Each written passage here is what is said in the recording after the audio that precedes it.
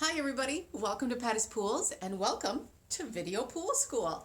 My name is Karen. I'm going to be teaching you today. I've been with Pattis Pools for about 8 years now. Some of you may recognize me from around the store. My point is that 8 years ago I had never had a pool or a hot tub, and I learned how to take care of all this stuff, and you can too, and I'm here to teach you. So you'll see behind me there's a whole table full of product. We're going to go over a little bit of that. We'll go over it, a little at a time to make it less confusing for you. But we're certainly here to help. So if you bought your pool from Pattis Pools, we thank you very much. If you didn't buy your pool from Pattis Pools, why not? I'm just kidding. We're still here to help you anyways. Or maybe you bought a house that's got a pool, right? You got some questions because you just don't know how to take care of it. It's easy. Don't sweat it. We've got you covered. We'll go over all this stuff with you today. Just so you know that Pattis Pools does not make commission, or our employees do not make commission on our chemical sales. We are really here to advise you on what's going to be the easiest product for you, or the best product for you, or something that just fits your lifestyle or your pool style best. We are certainly here for advisement. My goal is to show you that it is easy to take care of a pool. You just need minimal attention, maybe about a half an hour a week, and you'll have the perfect pool experience.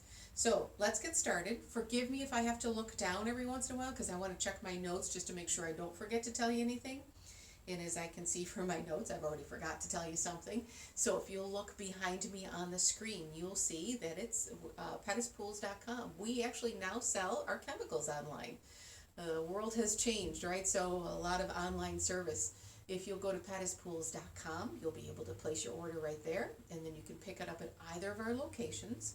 We do have a delivery option for you as well, so you can choose that if you want to. If you have questions on your order, or if you have questions on the chemicals while you're placing your order, you'll see that there is a text box on that screen also. So go ahead and add your question there. Those questions will actually go to a Pattis employee. We'll get back to you and hopefully help you with that. You can call the store anytime too during our regular hours. We can help you. I also put my personal email up there, so kblossom@pattispools.com. Go ahead and shoot me a question. Just put pool school in the subject line if you would, so I can separate it out. If I can't answer your question, I work with a lot of experts, so I will forward it on to somebody and they will in turn get back to you. But feel free to reach out to us anytime. We are really here for you. So let's talk about the beginning of all this. So the first thing we're going to do before we add any chemicals, before we discuss the chemicals, we're going to talk about the water testing process. It is springtime and a lot of people are opening their pool for the first time, so cover is off the pool, right? Maybe you've got some leaves in there, a little debris, maybe it looks a little green, maybe it looks perfect, hopefully, right? Thumbs up to that. So the first thing you want to do is always get all the debris out of there. So whether you're using a leaf rake to scoop stuff out, or a leaf bagger that hooks up to your garden hose to pull some of that stuff out of there too, that's always good.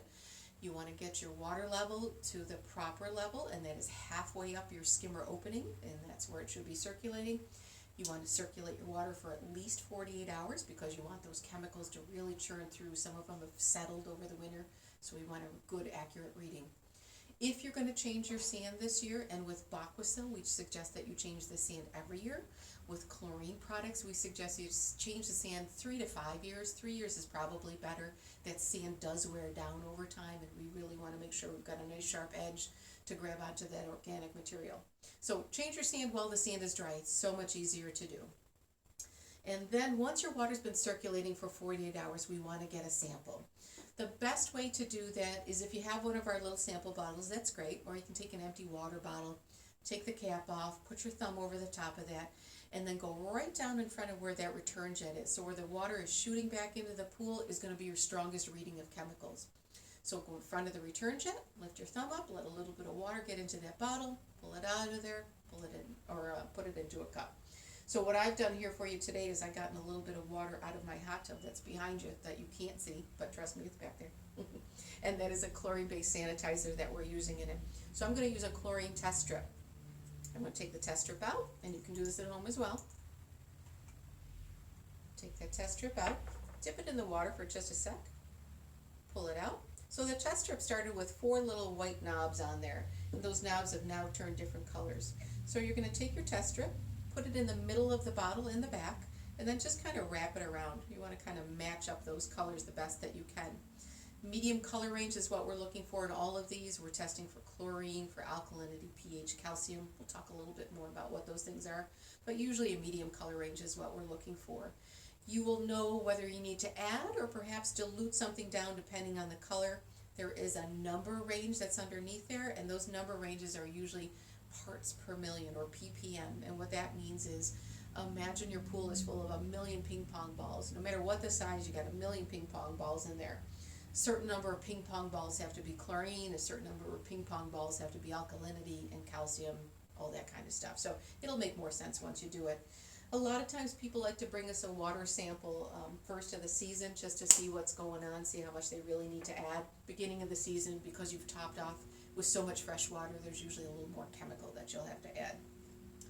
Bring us a sample, and again, in your water bottle, in our Pettis sample bottle, whatever you need. We don't need more than just a couple of eyedroppers full, but get us a nice reading from in front of that return, not just skimmed rainwater from the top. We want a really good, strong reading on that.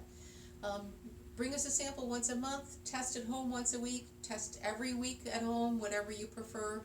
If you're uncomfortable at first, you just got the pool, you want to test for the first couple weeks, that's okay too. We're here to help you with that.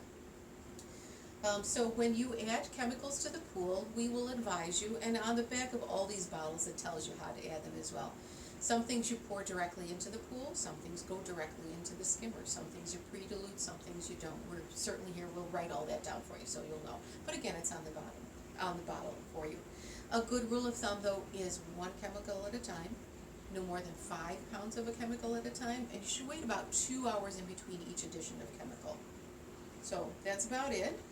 Don't test again for at least 24 hours. Give it time to circulate through. Remember we talked about that first test being 48 hours. So give everything time to circulate through, otherwise you might be adding too much chemical. That's it. So we'll go over the rest of this stuff, and I'll be back with you for part 2. Okay, thanks for listening.